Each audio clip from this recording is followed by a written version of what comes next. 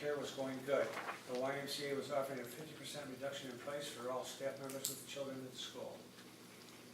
She also mentioned that there was a welcome back event to be held on Thursday, 8/15 from 4 to 5 p.m. Informed the board that there were 132 kids enrolled for this new school and it would still maintain 18 kids per class. Under operational reports, Denise Riva spoke of an insurance review for the school on 7/30/15. She also mentioned that a financial audit will be held on 7/30/15 and is due November 1st, 2015. She also mentioned that the auditor will be present at the November meeting. Mentioned that the elimination plan is over and the report was sent to the state. Ms. Riva also brought up the subject of the letter sent to Mrs. Youssef on 1/22/15 regarding the guidelines and restrictions placed upon her.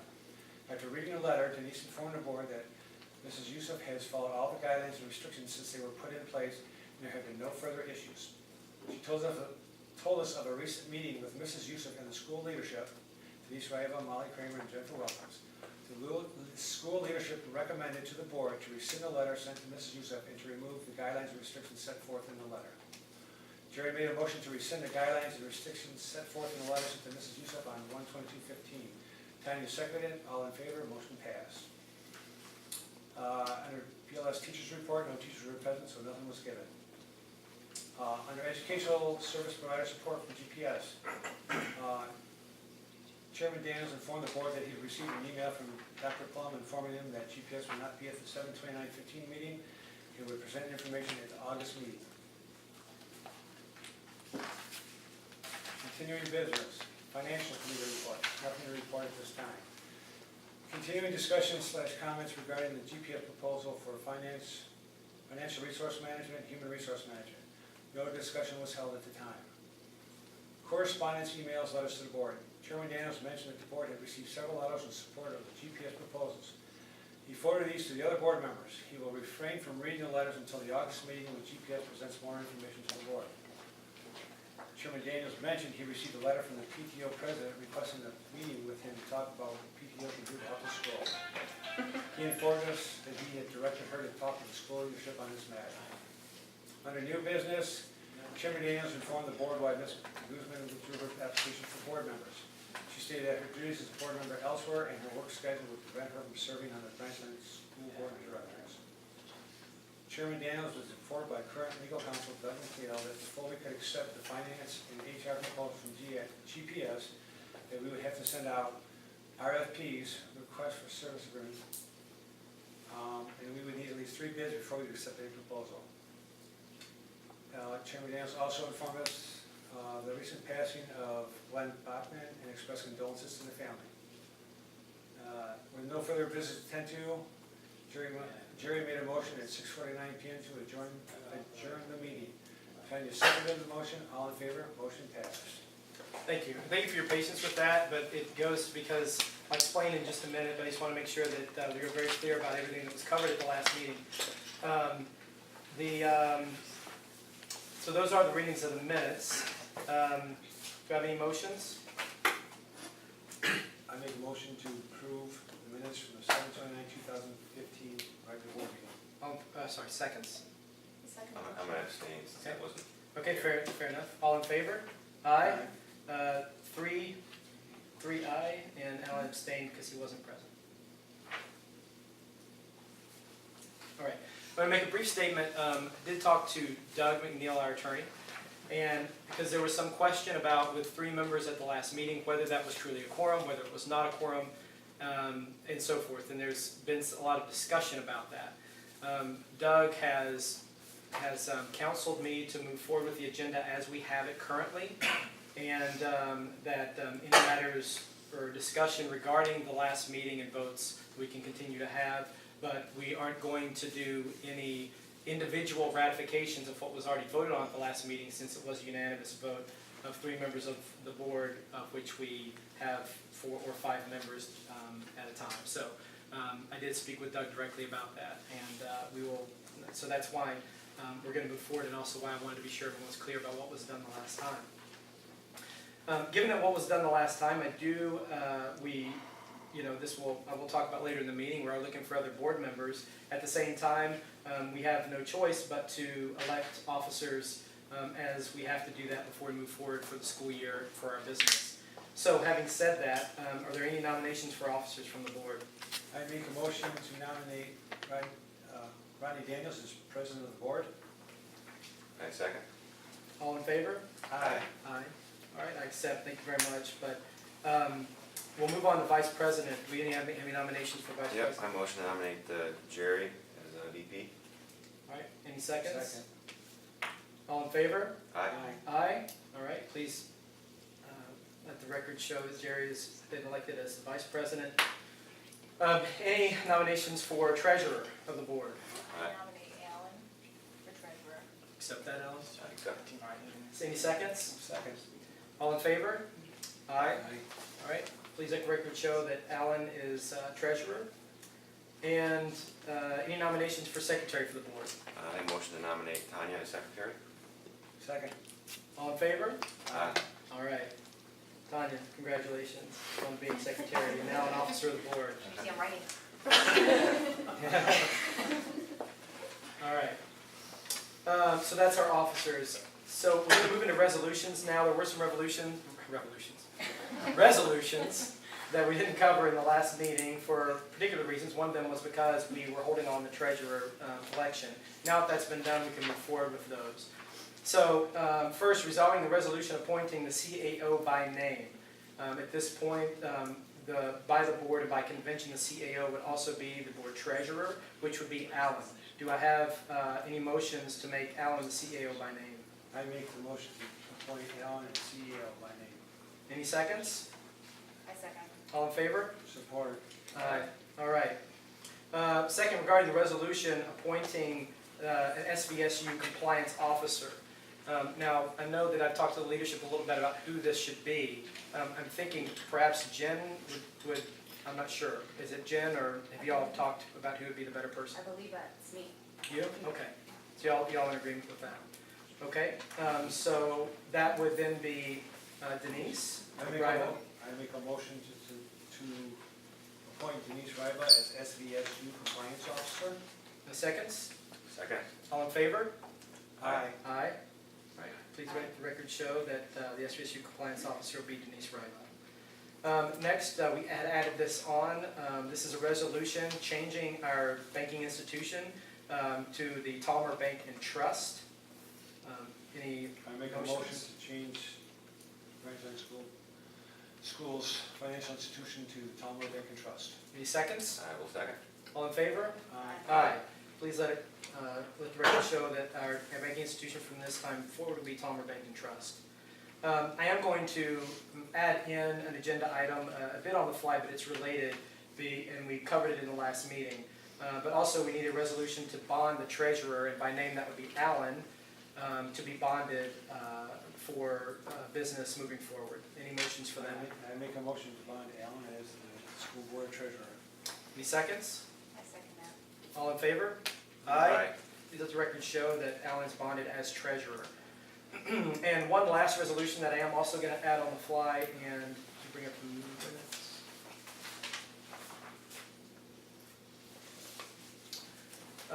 And that's particularly a resolution to name, in addition to Roddy Daniels and Denise Ryba, also Alan as the designated depository for various and authorized signatures for funds and accounts. I make a motion to name Ronnie Daniels, Denise Ryba, and Alan Eden designated depositories for various and authorized signatures for various funds and accounts. Any seconds? I second that. All in favor? Aye. Aye. So please note that in the record as well. I believe that deals with all the immediate business we had to do before we could get to ongoing business for the business of the business. No, I'm just kidding. Try to keep it light. At this point, we talked about amending the agenda, so this would be when we are pleased to hear from Ms. Danny Montini. So please, you have the floor, and thanks for coming. And it's a pleasure to be here. I did not bring copies of the proposals for each one of you. And Denise had asked me to go over the current insurance program that you have. General agency is very involved with the charter school program all over the state. Myself, I've been working in the charter school arena for about 6 years.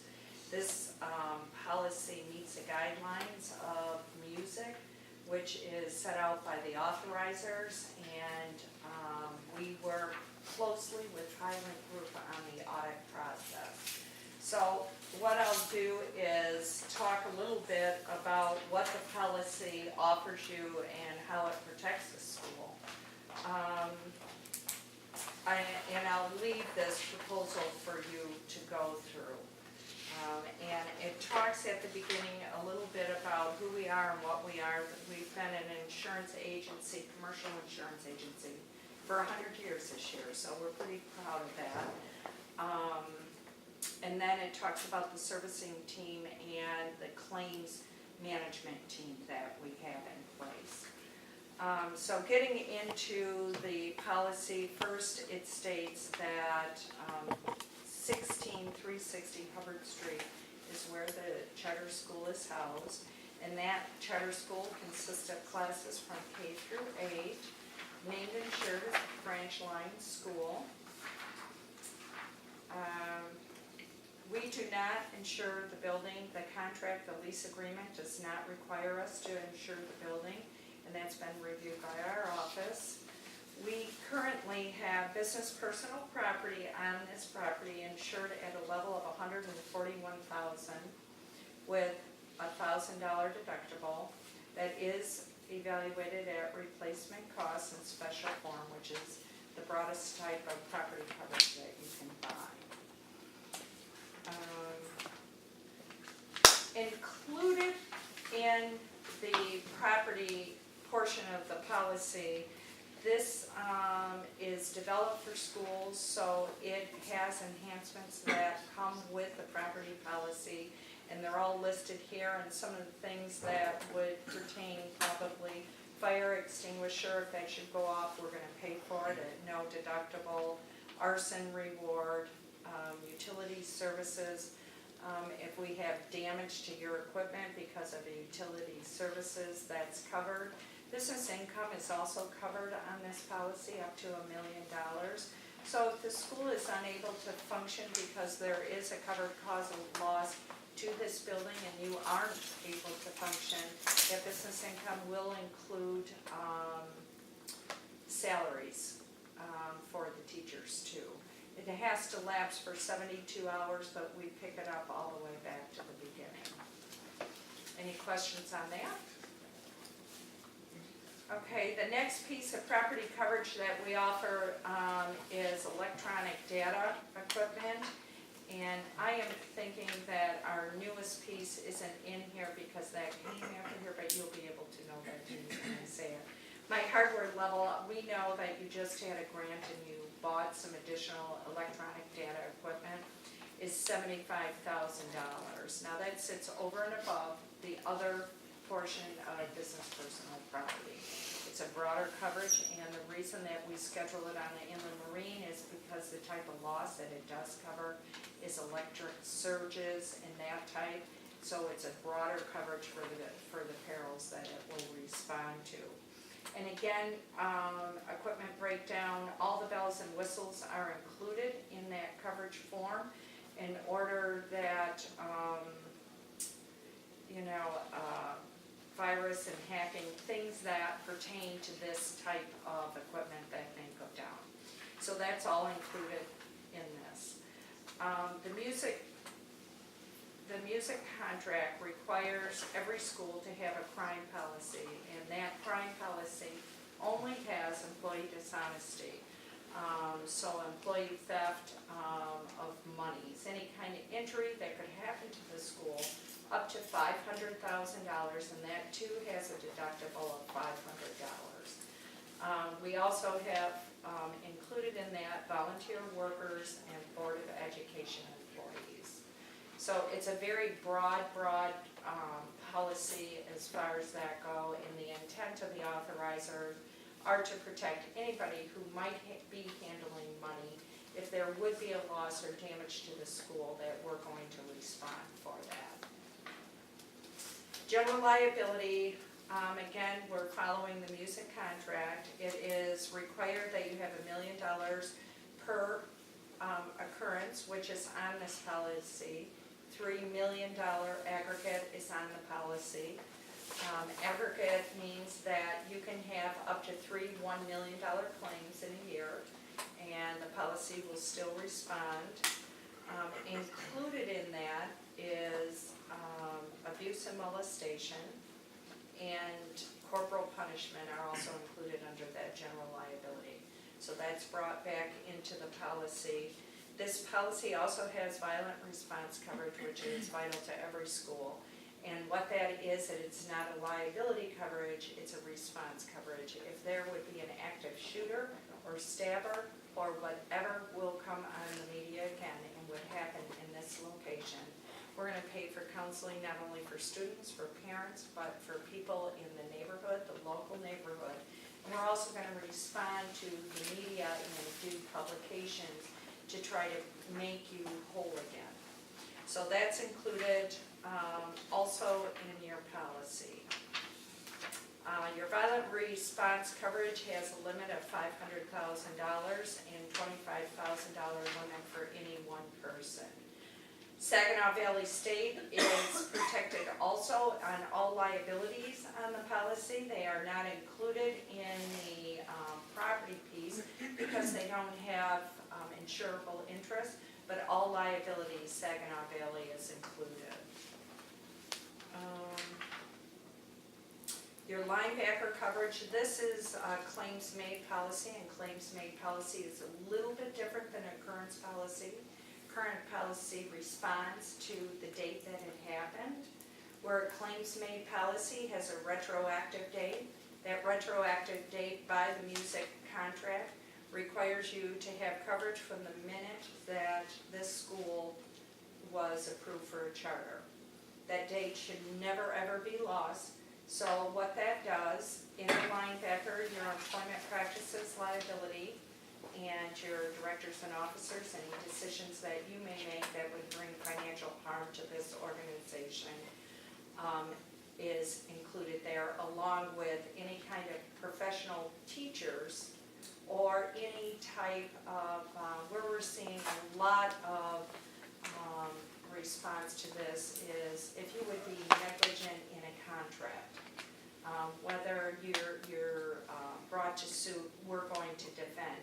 Understand both in the linebacker and in the general liability, defense is included at no limit, and so the limits on your policy are all to be paid at a time of judgment.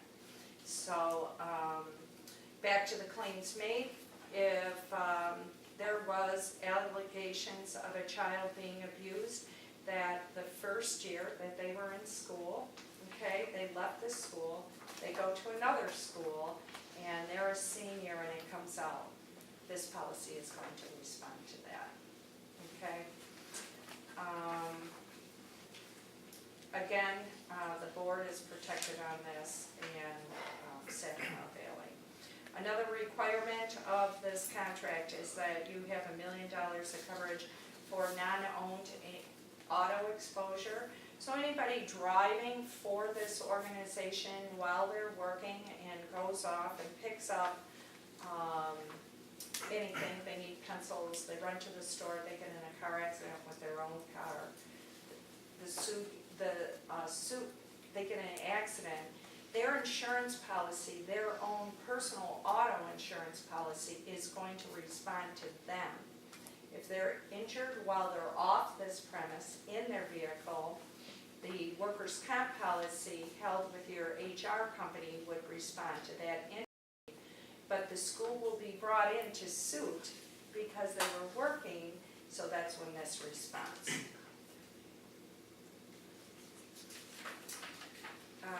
We do have a workers' compensation policy for $1 million. Again, that's required by the contract with your authorizer. That's on an if-any basis, and how, I get a lot of questions on this. Our employees are HR.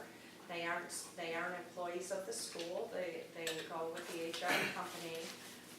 If you have a subcontractor on premise, you don't probably no, you may have a certificate of insurance and you may have a workers' compensation certificate showing.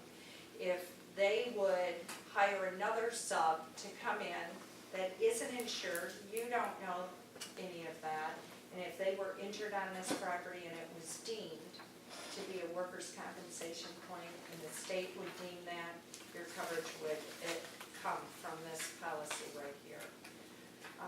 Your umbrella policy is $4 million. The authorizers have it, $4 million for enrollment under 1,000 students, $5 million for enrollment over 1,000 or more, or if there's any type of busing performed by the school itself. All the liabilities sit underneath your umbrella, so your auto liability, your general liability, your workers' comp, and your linebacker, which is directors and officers and your employment practices and truly your professional exposure, all sit underneath that. So essentially, the school has $5 million worth of liability limits on anything that may happen. Other than that, are there any questions about the policy? Yeah, I have a couple. Okay. How does that pertain in regards to, say, a school fundraising event and or maybe like a parent-teacher organization fundraising event held here? If you have a fundraising event, and it matters what the fundraising event is, what we ask is that you call us. We just tell the carrier and the carrier just extends coverage. If it would be something that sometimes there's liquor used in order to create revenue, then that would be something that we have to do a one-day license and we have to buy liquor liability. But primarily, any kind of fundraising, if it's small in scale, Denise will call and we'll just extend coverage for that event. How do you define small? I'm just curious. You know, if you're getting into community, let's say you're going into downtown Plymouth and you're gonna go into the park and you're going to host an event to the whole public and there's a potential of 500 people, you know, 400, 500, 600 people, we would wanna know about that. Whether we are going to have an additional charge or not is up to the company at that point. I'll underwrite it, ask questions about how are you setting up, what are the safety mechanisms in place, and then they determine that. If I have several schools that do some classes, gymnasium type class, exercise classes, and they do it on a reoccurring basis. That is an extra charge and we run it under the liability, we run it throughout the policy, any liabilities that would come with that. Okay. And it's $100 for the year. Oh, okay. Okay, so it's just up to the carrier, and like I said, it matters on the magnitude of the special event. Okay. And just a quick extension on this question, what about fundraisers that are off-site? Same thing. Same thing, okay. And then I assume that this wouldn't come under, but just to clarify, let's say it's a PTO fundraiser off-site. So in other words, the school didn't organize it, but the PTO organizes it for The school. For fundraising for the school, but it wasn't Yes. organized Yes. by the school. We're gonna protect the school, Okay, so you would still want to know about those also and Yes. protect those, okay, thank you. yeah, any kind of liability. Okay. Any other questions? Well, I have. Okay. I did leave you my card. I will tell you that we work with only one person on the policy. We treat this as if this is personal information. So if you do have a question, all I ask is that you direct it to Denise, and Denise will get with us and then we'll follow up with her. Okay? I'll leave this for you, and I think... I have that electronically too. Okay.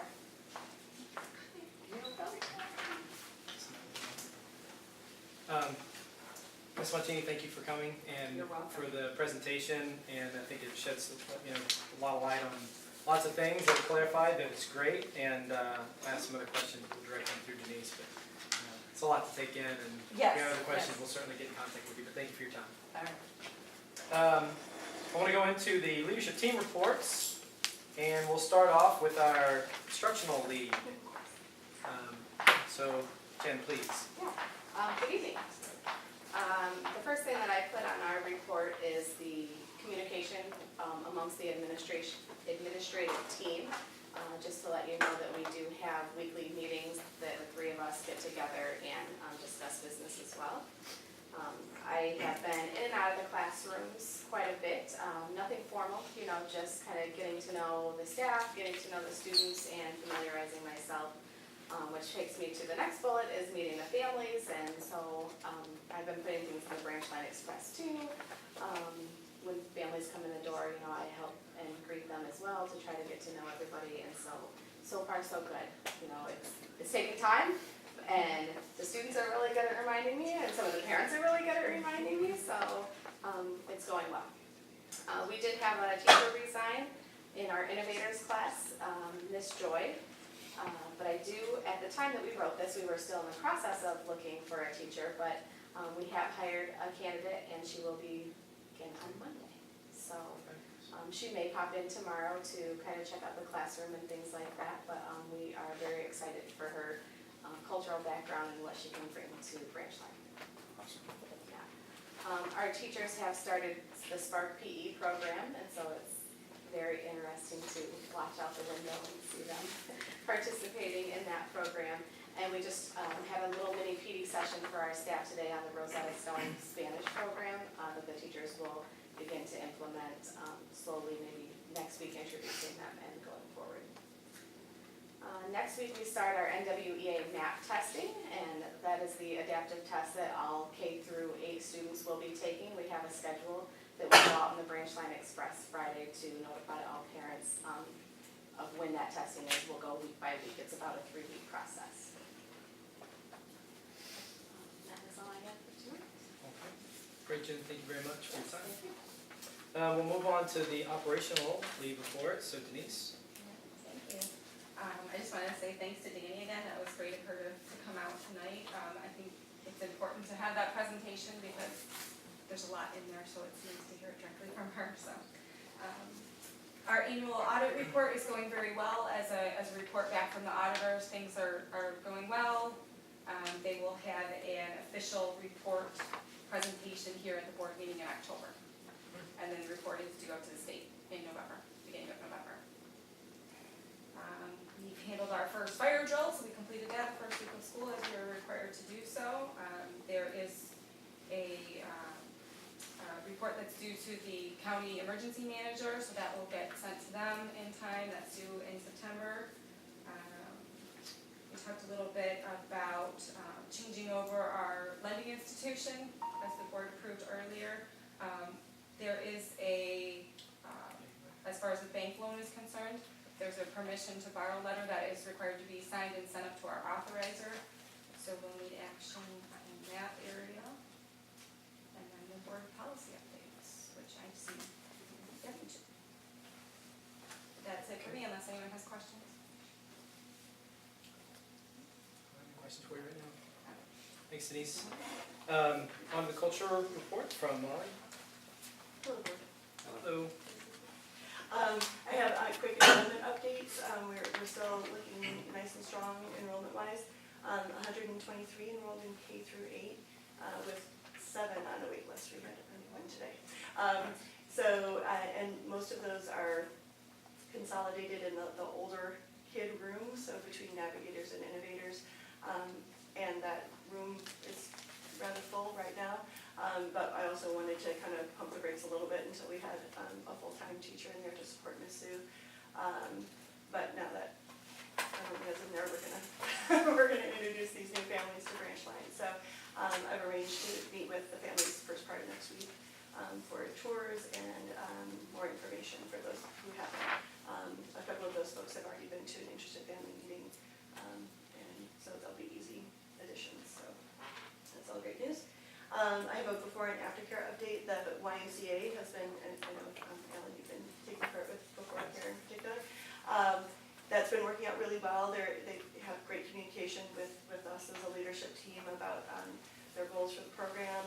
There's a note going out in the Branchline Express this week about the no school days, so our professional development days and those big blocks in October that are coming up pretty quickly about the offerings that the Y will have for our students. They're doing a reduced rate for Branchline families, so and that's been really great.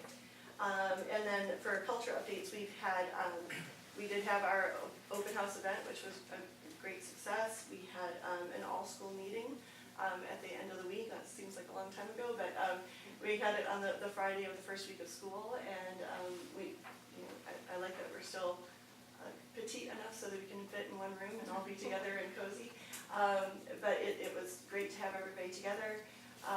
We'll be doing all-school meetings throughout the year. My goal is to have one a month. Sometimes to launch something amazing, some great project that a cohort wants to let us know about, or maybe an all-school project. Right, Mr. Pickney? Yes, she's got a great idea for something that the entire school can get behind. And in addition, another monthly part of our mission as leaders is to have family connection meetings. So we had our first one just actually this week. And we'll announce those, of course, through the Express. And sometimes they'll have a prescribed theme. It might be about something like assessment, or again, more in depth about project-based learning. And sometimes they'll just be, kind of a time for everybody to get together. So we'll hope that we'll get increased attendance at those.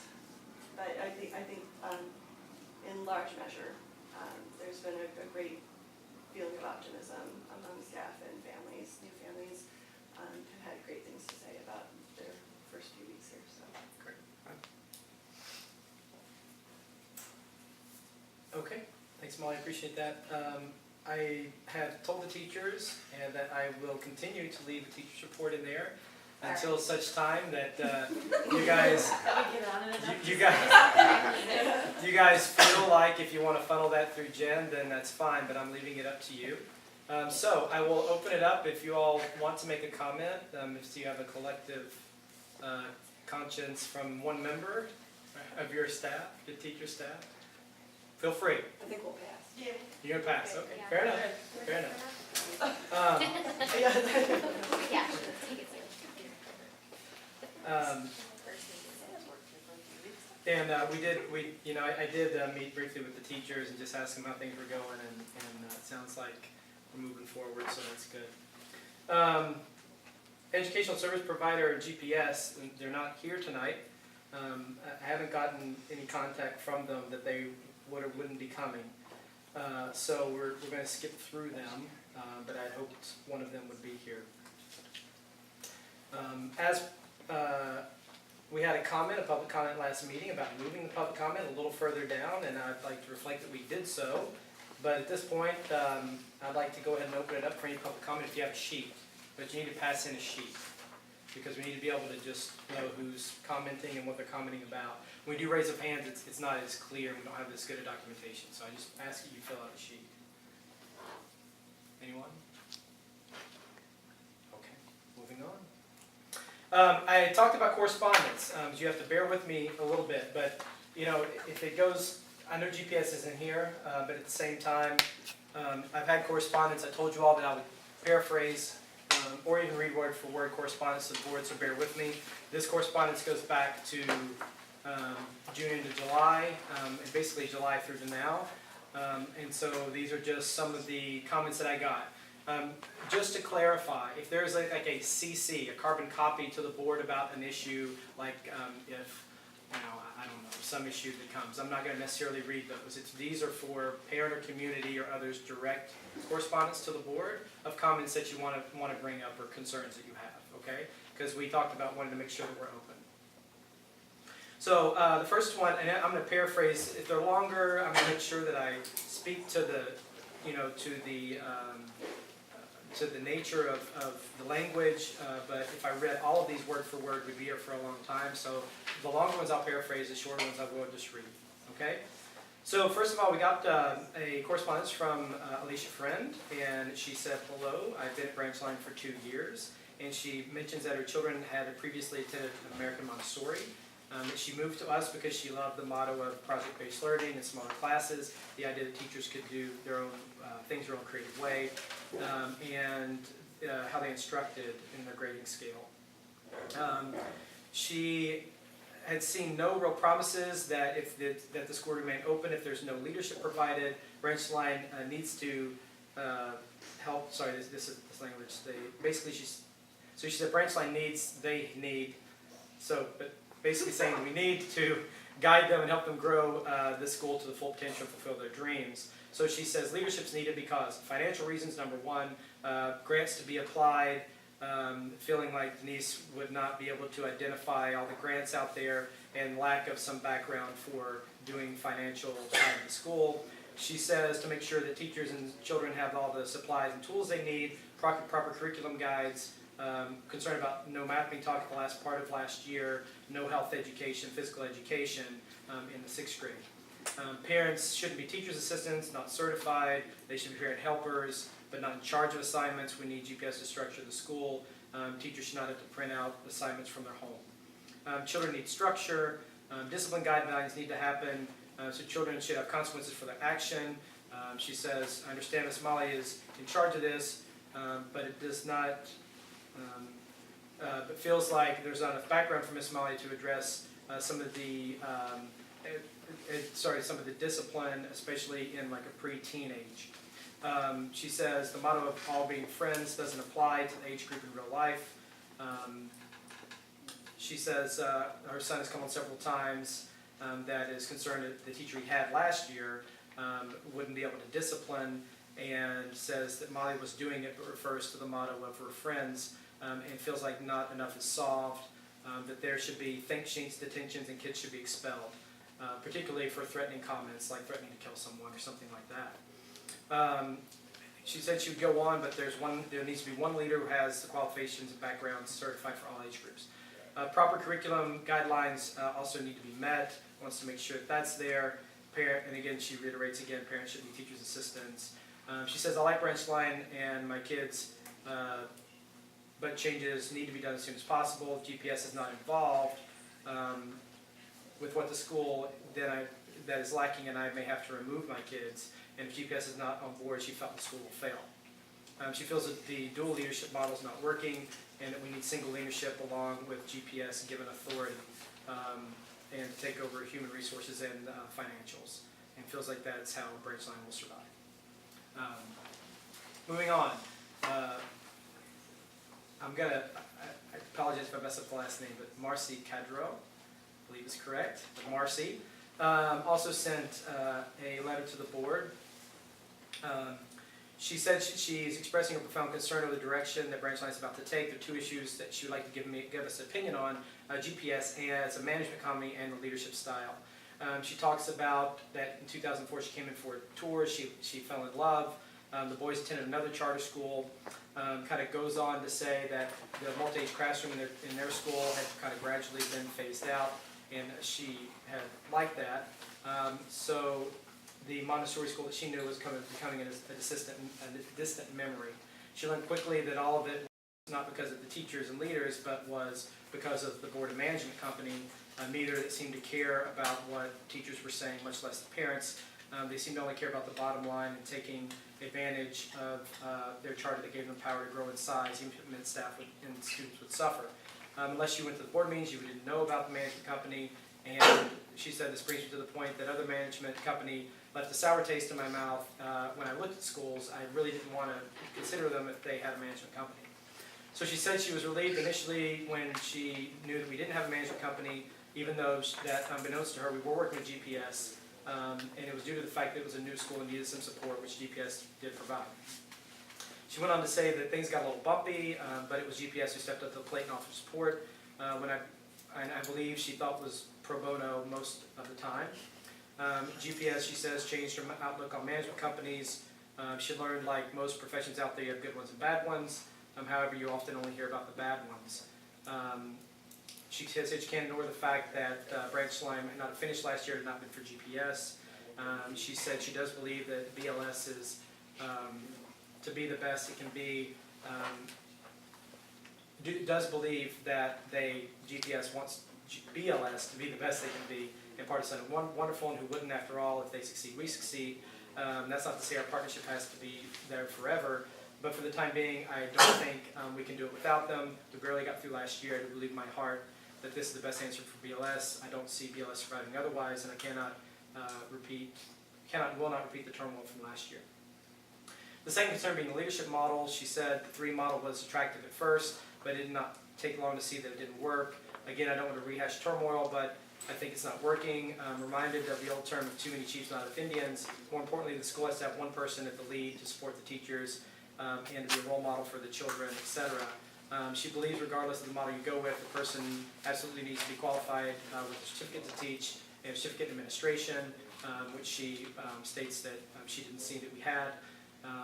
She said that she does like Molly and Denise very much, but I think we need to be honest about the best option for the school right now. She goes on to say, experience will also get someone who knows and understands the wheres and whats of fundings of grants that BLS could offer. We don't have time for a learning curve. The school can't survive this way. Nothing personal against Molly and Denise, but just business and what's best for the school.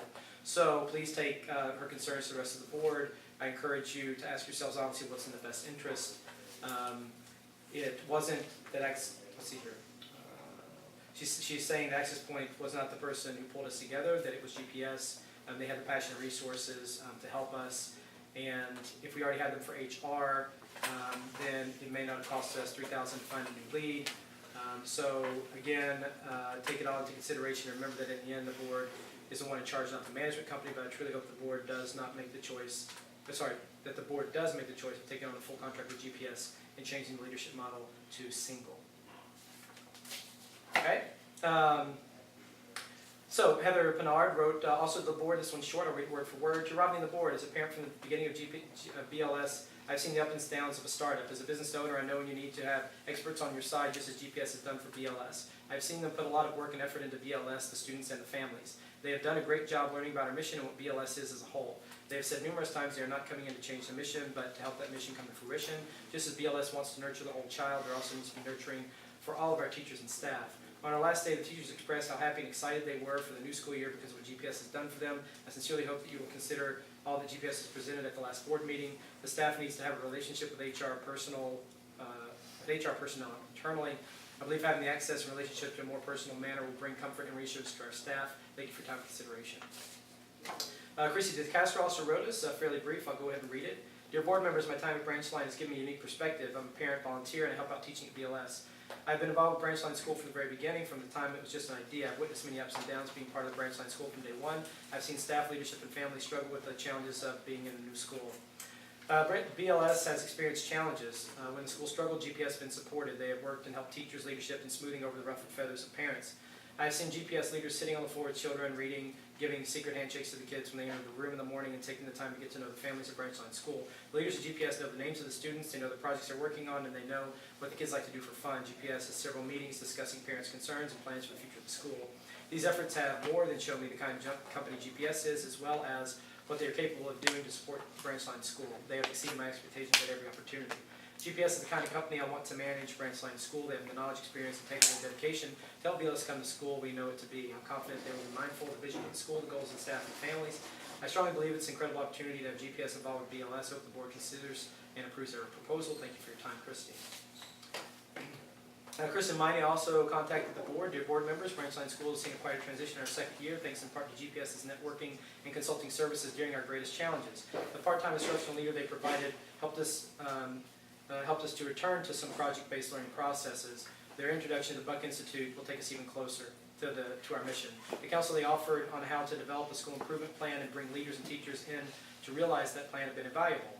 Having emerged from this tumultuous second year with a long enrollment wait list, now is the time to assess how our culture adopts this change. The improvement plan we have begun to implement in recruiting bonanzas we use to hire new faculty changed how we view our school. Our new full-time instructional leader, advocated by teachers, leaders, and parent volunteers in the school, will add our own insights to who we are. The new teachers who have joined our school this coming year will influence how we behave as a learning community.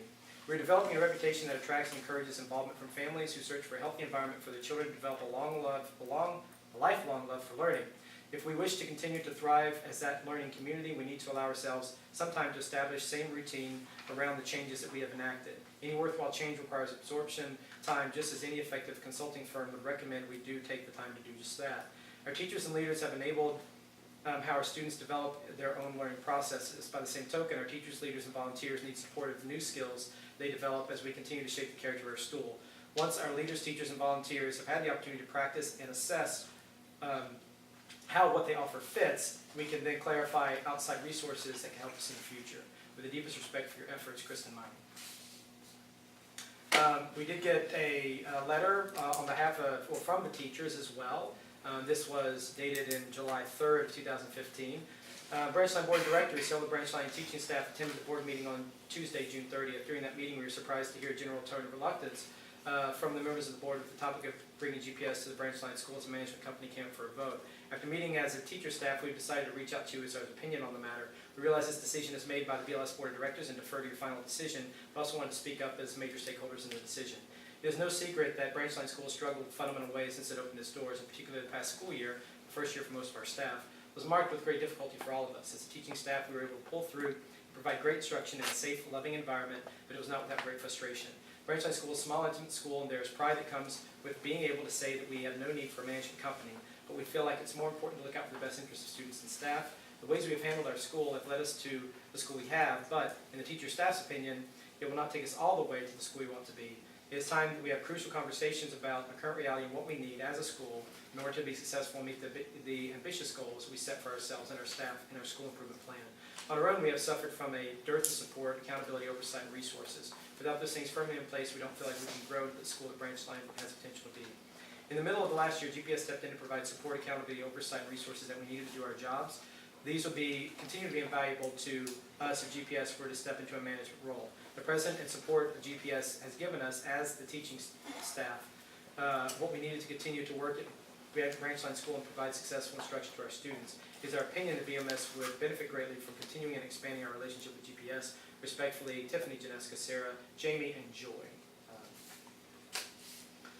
Lastly, I recently got a note from Sam, who also just commented that he was concerned about some things that he wanted to bring up to the board, wanted to speak with me, and says he wants to be sure that the board isn't submissive to leadership or others, and that we're not just rubber stamping things, and that in that situation that there can be an inaccurate picture and things can be pushed through without questions being asked.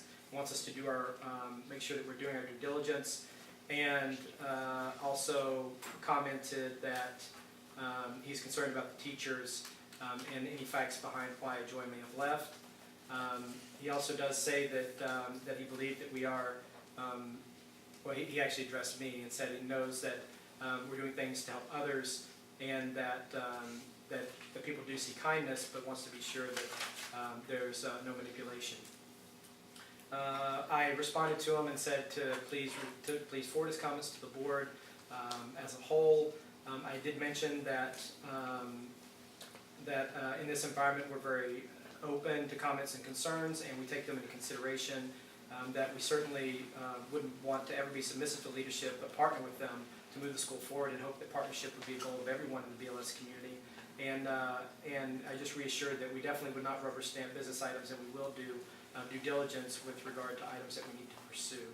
Regarding the teachers, I did say that I spoke to them independently, and they would have opportunities in the future to discuss any issues with me privately if needed, and said that the board also wants to avoid any missteps and any challenges.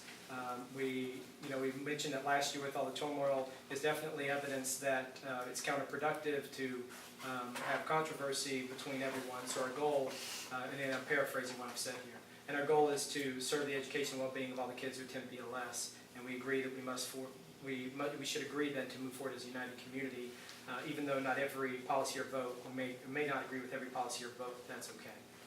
And I just thank them again for saying that recognizing our goal to help and the kindness that we try to show, and that I welcome any comments or questions that he has, and hopefully that we can move BLS forward in a positive way. That's all the correspondence. Okay, sorry that took a little while, but I just want to be sure all the correspondence was out there. I don't think there's any that was directed directly to the board, other than those. Unless, did I misrepresent anything? I will leave that open because I did paraphrase a few things. Anyone? Just want to make sure that I was doing my due diligence with that, okay? All right, so that is correspondence over the past couple of months. And sorry that took a little bit while. We're going to move on, though, to continuing business and the financial committee report. Alan, please, because I definitely need a drink of water. All right, so the bank loan from Palmer Bank and Trust has been approved. This loan will cover the month where there is no state aid. Permission to borrow letter approved, signed and sent to SVSU. Condition of the loan is to change financial institution to Palmer Bank and Trust. Action required, obviously, is a board resolution. Lastly, committee recommends new teacher pay scale. This pay scale is maintained through the previously approved 15-16 budget. The scale will take effect as of September 2015. And last but not least, our ending fund balance as of 7/31/2015 was $29,623. That's it. Any additions you want to make to that? I will make a quick comment on the pay scale. To clarify, what has been given to the teachers is that language in the board that we voted on at the end of last year was a raise, and specified a percent raise. If that percentage raise is higher than the pay scale that we've set forth, then the percent raise will be their ongoing salary. If that percent raise, if the pay scale is higher than that percent raise, then the pay scale will be their salary moving forward. So that is, just to clarify that it's one of the two, depending on which is the higher amount.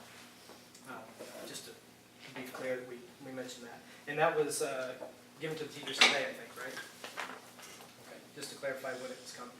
Oh, and the last thing that I wanted to be clear of too, this was also given to teachers, but I just wanted to reflect it in, because we talked about the financial meeting. In addition, we're going to be talking about the GAP loan in a minute.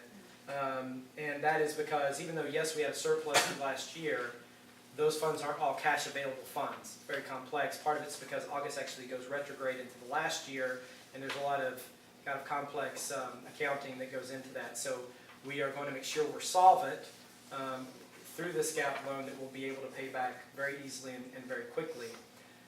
But in light of that, if there's not enough revenue to give all the raised salary to the teachers for September, then their raised salary will be given to them in October with an additional fund that will be the difference from the normal salary to what the raise would be for September. Does that make sense?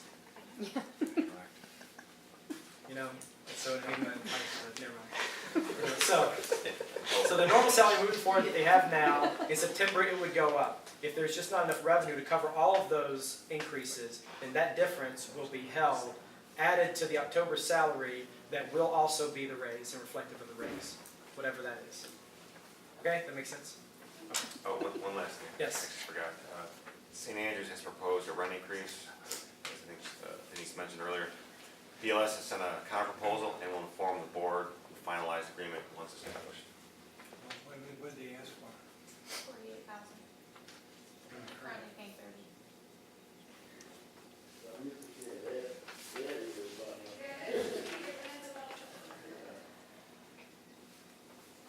Try to hurry my Well, no, they're on that side.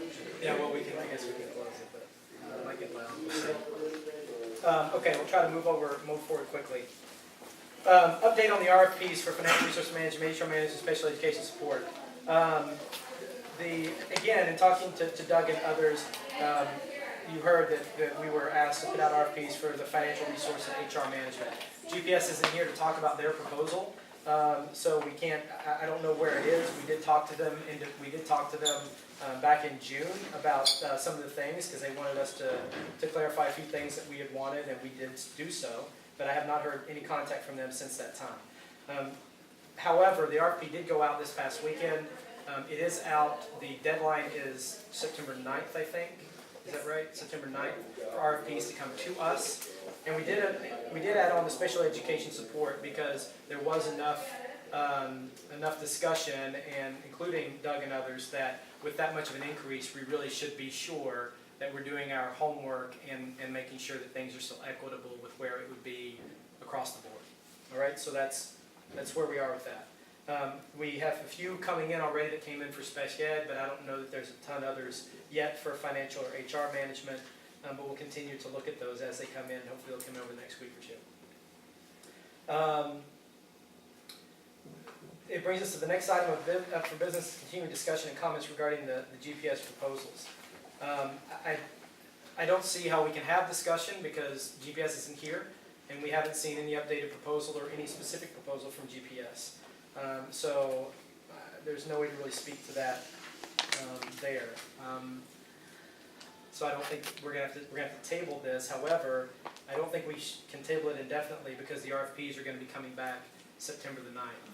And so I think we do need to reflect a request, and I will contact GPS and let them know.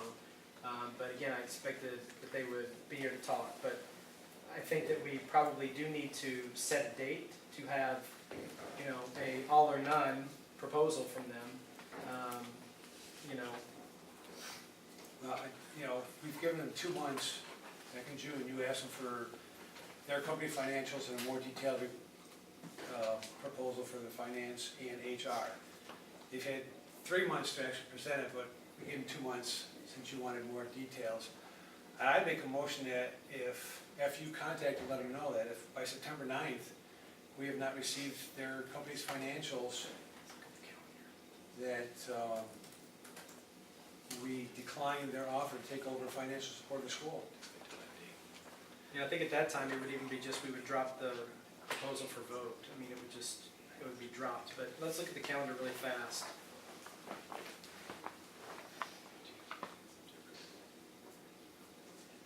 I want to be sure we give them due time. No, they've had 2 months. No, I agree. I mean, from the time that I contact them again. Let's see here. The RFPs are due on the 9th, correct? Our next meeting date is the 24th.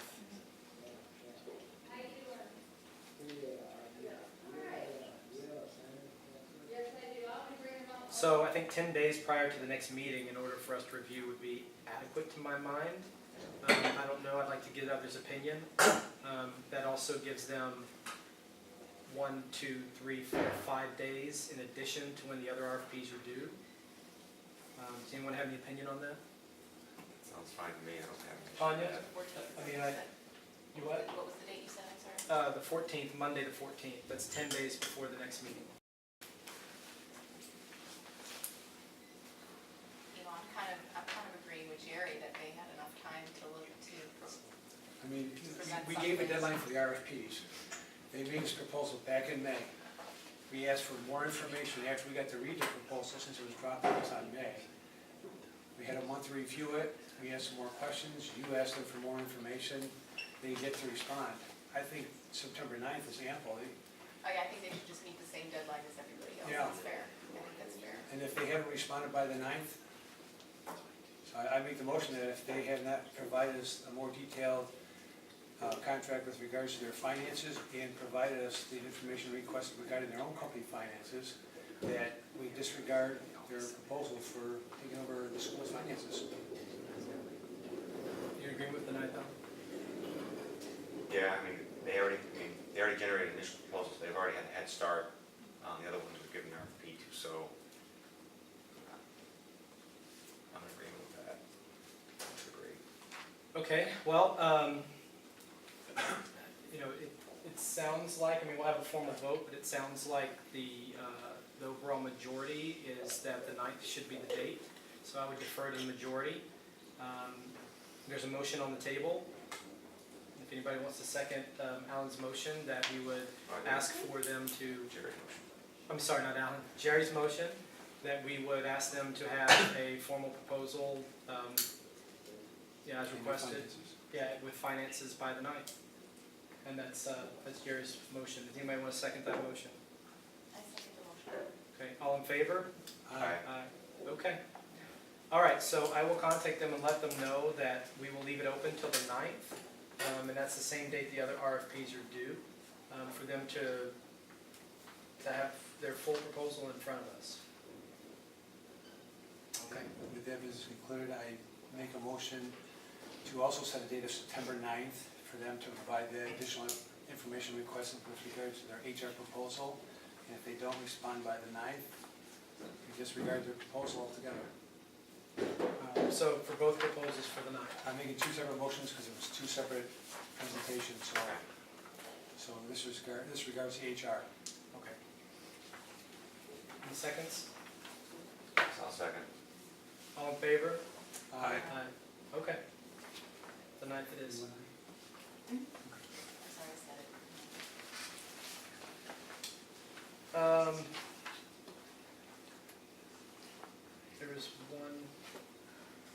There's an action item based on your report.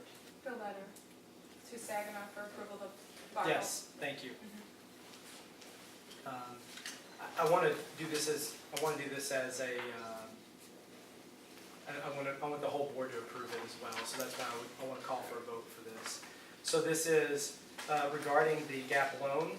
I will briefly read it. Dear David, Section 2.6, Article 2 of the contract between Branchland School Academy and Saginaw Valley State University requires the Academy to seek permission to rest receive to borrow money or enter into a long-term capital lease agreement. Branchland School Academy is seeking to borrow $75,000 from the Talmer Bank and Trust located at 525 Water Street, Port Huron, Michigan 58060, for the purpose of business expenses in the month of September 2015, when the state of Michigan does not provide aid. This is to assure the university that the annual repayment schedule from this borrowing and all other long-term obligations does not exceed 20% of the annual budget as required by law. Please consider this request for university permission to complete this transaction. This request was approved by the Branchland School Academy Board at its August 27, 2015 meeting, authorized by the board president to seek university permission. Thank you for consideration. Sincerely, and then it will be signed me.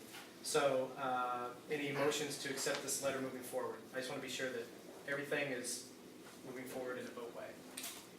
Any motions to accept the letter to move forward? I will motion to accept the letter and move forward. Any seconds? Second. All in favor? Aye. Aye. All right. It seems like there's one other point I wanted to make.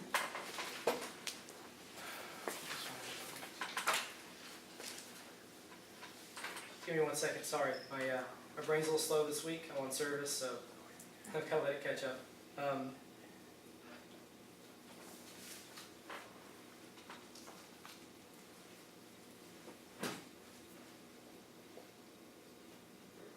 Never mind, we don't have to. Sorry. All right, the new business. I put this on the docket. It is, it is technically covered with the budget that we made and voted on for the past year. However, I just want to be sure, I just want to have it in the minutes that we approved of the new teacher pay scale, and just want to have the vote on the record just to be sure that the T's are crossed and the I's are dotted, because technically it is a bit of a difference from what we originally said as far as the raises. So, anybody would like to make a motion for approval of the new teacher pay scale effective September 2015? I make the motion for approval of the new teacher pay scale effective September 2015. I'll second. All in favor? Aye. All right, please note our support for that as well. All right, going on to policy updates. We will go through these rapid fire. I hope, I assume you all had time to look over our policies. I want to make again. I will say, I do know that we filled out these forms before. The reason that we are doing this again is because we have talked to the National Charter School Institute and our contact there. As you know, it was very unfortunate to lose Glenn. Glenn was our contact there. He was the person that we filtered all of our policy, and the signings that we did and everything else through. In talking to Elizabeth, they can't locate signing sheets for our policies for spring or fall or spring of this year. So, I have a feeling that Glenn may have had them somewhere and now they're lost, because I do know that this was signed at some point. However, because of that, I'm going to quickly go through the policies, and this is gonna be a second clear blah blah. If you have a problem with it, please give a yell. I don't think there's any controversial policies, certainly in any of these adopted, but this will enable us to be fully up to date as of spring 2015. There's a question of the bulleting policy that we're gonna clarify, because we may have to have a special meeting for that for some reason, but they require sometimes to have a special meeting just to say, yeah, okay, the policy's cool and I like the policy, then have a vote that the policy's accepted. That's just how we may have to do it. That's what Glenn told us at least the last time we met with him. So that's separate. However, every other policy, once we do this, will be up to date. They will send us a PDF, and then we will have it up on the website, I hope, certainly within the next couple of weeks. But these had to be checked off, and they had to have documentation of that before they could send the finalized approved PDF that we could then put up on our website. So that's been a holdup there, even though we weren't aware of that, and part of that is complicated by Glenn's passing. Okay, so quickly. Okay, so policies for board adoption spring 2014. Policy number, table of contents. Do I have a motion to accept the table of contents as written? Make a motion to accept the table of contents as written. Do I have a second? Second. All in favor? Aye. Motion to accept policy number 0131.1. Do I have a motion to adopt that policy? I'll make a motion to adopt policy 0131.1. Second? Second. All in favor? Aye. Aye. Regarding policy 0140, any motions to accept policy 0140? I'll make a motion to accept policy 0140. Second. All in favor? Aye. Aye. I could do the title of all these policies, and I do have them in front of me. If any of you want clarification on what the titles of these policies are, we can have that. In fact, maybe just to be clear, I should go ahead and do that. Because I realize these are just numbers for you all, and I realize it's not up on the website, so bear with me, sorry. I knew this was going to be the tedious portion. So, yes, please help. 0131.1 is charter, contract, bylaws, and board operation policies. The table of contents has all the policies listed. I won't go into that.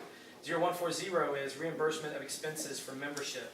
Next policy, 0160. No, I'm not seeing 0160.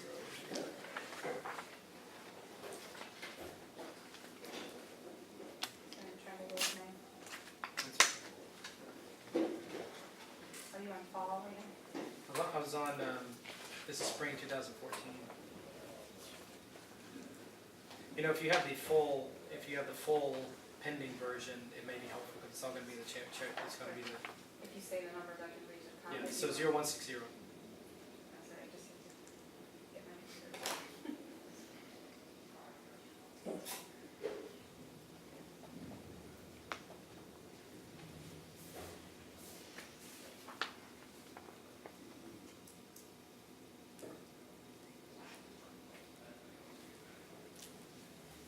Sorry again if this is tedious. Want to just come back to that one? Yeah, we can.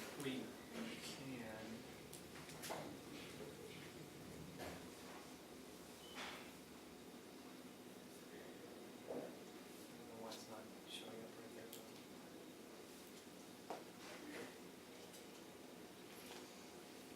I've seen all these.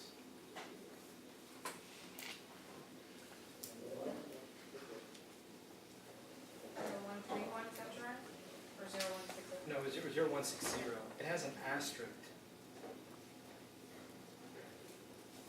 I know I've seen it. You know what, we'll just move past that. I'm going to move past 0160 and 0170. Denise, could you just keep looking at that? I'm Yes, gonna move yeah. through it. There's 87 pages here, so. I know. 1422, which is the non-discrimination and equal employment opportunity policy. I'll make a motion to accept the update to policy 0422. Aye. Second. All in favor? Aye. Aye. 2260, which is the non-discrimination and access to equal educational opportunity policy. Make a motion to accept policy update 2260. Aye. Second. All in favor? Aye. All right. 2260.01, Section 504 ADA prohibition against discrimination based on disability policy. Make a motion to accept the update to policy 2260.01. Second. All in favor? Aye. Aye. 5112, policy regarding entrance age. I make a motion to accept the updates to policy Second. 5112. Second. All in favor? Aye. 5330.01, epinephrine auto injections policy. I make a motion to accept the update to policy 5330.01. Second. All in favor? Aye. I will note here that actually Denise has a few auto injector testers actually. If you want to learn to do it, they are available. 5517, anti-harassment policy. I make a motion to accept the update to policy 5517. Second. All in favor? Aye. Aye. 8142, criminal history record check policy. I make a motion to accept the update to policy 8142. Second. All in favor? Aye. Aye. 8321, which is the criminal justice information security policy. I make a motion to accept the update to policy 8321. Second. All in favor? Aye. 8420, emergency situations at the academy policy. I make a motion to accept the update to policy 8420. Second. All in favor? Aye. Aye. The policy directly complementary for Okay. presiding officer. 0160? Okay. See, I knew I'd seen it, but I don't know why it's not showing up here. You're right. So 0160 regarding parliamentary procedure meetings. I make a motion to, It's not here. Oh, 0160. the update to policy 0160. Second. All in favor? Aye. Aye. And then 170?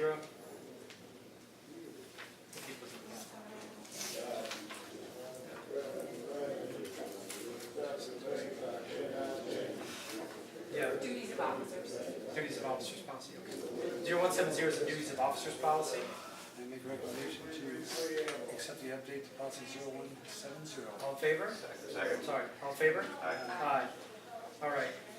That's the spring policies. I do want to make a note here, even though we're checking and we're going, there's many numbers and many line items. I have gone through these line by line and all the policies and all the words with Glenn multiple times. But sorry for the back and forth. It's not that we haven't read them, it's that we just have a list of numbers here, and I can't memorize the title of every policy with these numbers. And I did ask all of the board members to review the policies, and they all have looked at the policies. I've sent them the copies of the policies before.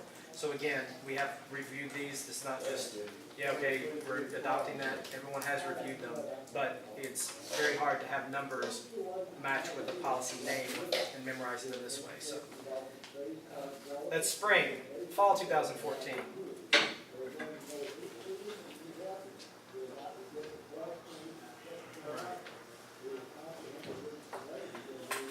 Policy or table of contents adopted for the fall of 2014 policy updates. I make a motion to accept the policy updates for the table of contents for the fall 2014. Second.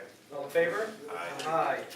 Aye. Policy 1420, Academy Administrator Evaluation Policy. I make a motion to accept the updates to policy 1420. Second. All in favor? Aye. Aye. 5830, Student Fundraising Policy. I make a motion to accept the updates to policy 5830. Second. All in favor? Aye. Aye. 7540.02, Academy webpage. I make a motion to accept the update to the policy 7540.02. Second. All in favor? Aye. Aye. 7540.03, Student Network and Internet Acceptable Use and Safety Policy. I make a motion to accept the update to policy 7540.03. Seconds? Second. All in favor? Aye. Aye. 7540.04, which is the Staff Network and Internet Acceptable Use and Safety Policy. I make a motion to accept the update to policy 7540.04. Second. All in favor? Aye. Aye. 8325. Actually, sorry, I'm gonna come back to that one. Denise, just look at that one because this table of contents is one behind. 8325. 8330, Student Records Policy. I make a motion to accept the update to policy 8330. Second. All in favor? Aye. Aye. 8500, Food Services Policy. I make a motion to accept the policy update to policy 8500. Second. All in favor? Aye. Aye. 8510 wellness policy. I make a motion to accept the update to policy 8510. Second. All in favor? Aye. Aye. 8510 appendix D, which is the specific goals for nutrition promotion policy. I make a motion to accept the update to policy 8510, appendix D. Second. All in favor? Aye. Aye. And then I'm not sure actually if we had voted on the appendix E, so please check that as well, Denise, 8510 appendix E. 9211 Academy Support Organizations Policy. I make a motion to update policy 9211. Second. All in favor? Aye. Aye. Denise, I don't know if you found the updated 8325. I've got 3 different versions here, and I'm trying to look through them. Okay. Moving on to spring 2015. Let me move this. Regarding the table of contents as written for the spring 2015 policy updates. I make a motion to update the table of contents for the spring 2015 policy form. Second. All in favor? Aye. Aye. 1240 evaluation of the educational service provider policy. I make a motion to accept the update to policy 1240. Second. All in favor? Aye. Aye.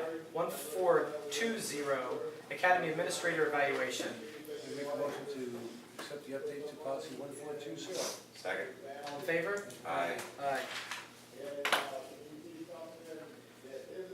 2260.01, section 504 ADA prohibition against discrimination based on disability policy. This is again an update. I make a motion to update, accept the update to policy 2260.01. Second. All in favor? Aye. Aye.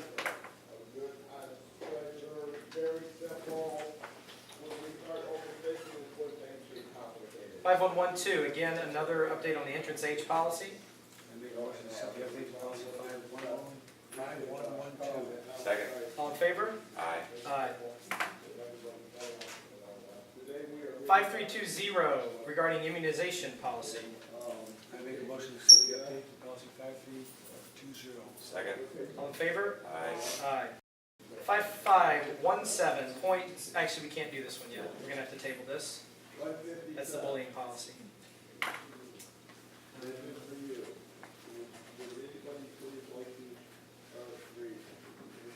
Sorry, I went past too far. Vision for you.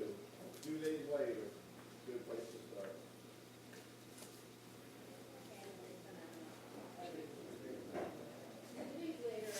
There it is. 8390, the animals on academy property policy. I make a motion to accept the update to policy 8390. Second. All in favor? Aye. Aye. 8400, academy safety information policy. I make a motion to accept the update to policy 8400. Second. All in favor? Aye. Aye. Did you see 8325? No, I think we may have moved past that one. I'm going to table it, but I think that we had decided to push it out, if I remember correctly.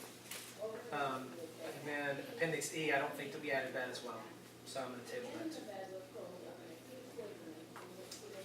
All right. Yeah, sorry. I make You're a motion correct. to table policy number 8325. Second. All in favor? Aye. I make a motion to table policy number 8510, appendix E. Second. All in favor? Aye. And I make a motion to table policy 5517.01. Second. All in favor? Aye. And again, that's a bullying policy, and the reason it can't be added, again, is because it's a special meeting, as we understand it required. We're getting clarification on that. But if we do need a special meeting, we likely will have a special meeting just before the next board meeting, so it's a quick vote and then move on and have board meeting for that. Whew. Thank you for your patience with that, but that clearly adopts and updates all of our policies through spring of 2015. We will get it to them, they will get it in a PDF form, send it to us, and we'll get it on the website, so the policies are all on the website so that everyone can see. One other policy, actually, though, that we do need to approve. Denise, do you have a copy of that policy? Because it was included in this as well.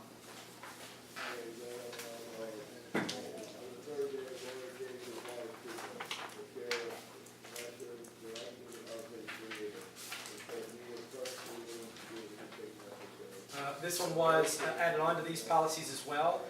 I will pass it around for the board to take a quick look at before we have a vote, because I know that you all haven't necessarily been able to look at everything on it. But this is regarding Freedom of Information Act and public records. So public records and the Freedom of Information Act compliance. So I'll let you look at that for just a second. While you're looking at that, board members, please, I'm going to skip forward for a second and talk about board of directors vacancies and update. So we've been talking to our authorizer about our board members. Currently, the hope is that eventually we'll be at 7. However, there is some discussion about numbers. We have assured them there is an individual that is interested in a position that the board, as we understand it, that may be putting in an application for us, and we're discussing things with him. If so, it would be a good addition because they could potentially bring financial and educational background to the board. And so that would be a welcome addition. As I said at the Parent Connection meeting, as I've said at previous board meetings, we are open to applications from the community. The request for any interest in the board is also up on our website and our transparency page as well. So again, I just wanted to give you an update. We are actively pursuing people, and in the future, we are a member of the Chamber of Commerce of Livonia, and I'm going to, I believe Jerry is actually going to contact the Chamber of Commerce, or has already contacted, moving forward to see if there's any members in the Chamber of Commerce of Livonia that may be interested in serving on the board of Branchline School as well. So we are actively working. I think all of us want to have, at least that 5-member board certainly, and we do want some stability moving into the year, and so we do want to bring on that new member, and we are looking forward to doing that. So that's kind of the update on that. I'll pass that down as well. I'm trying to think of any other quick points to make while they're looking that over. I think that we have covered all of our necessary items. Actually, we're doing pretty good, better than I thought, given all those policies. Let me give you all another half a minute to look that over before we vote, because I know that that was kind of a new policy that you guys haven't seen. Just give us a minute.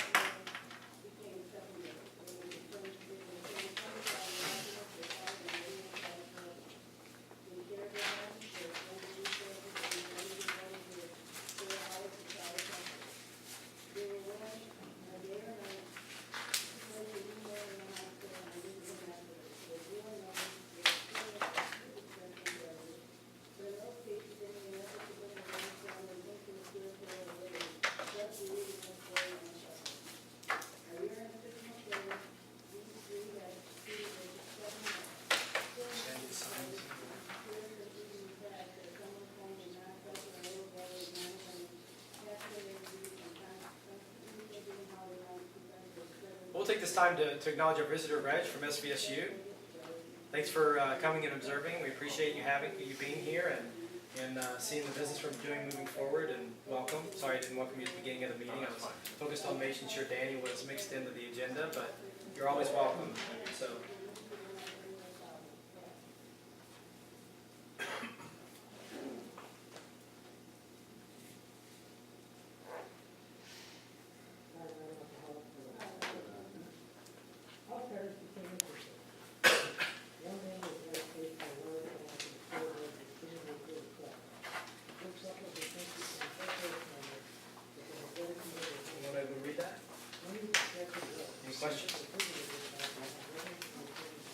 Any motions to accept the policy for Public Records Freedom of Information Act compliance? We make a motion to accept the Public Records Freedom of Information Act compliance. Second. All in favor? Aye. That concludes our new business and ongoing business.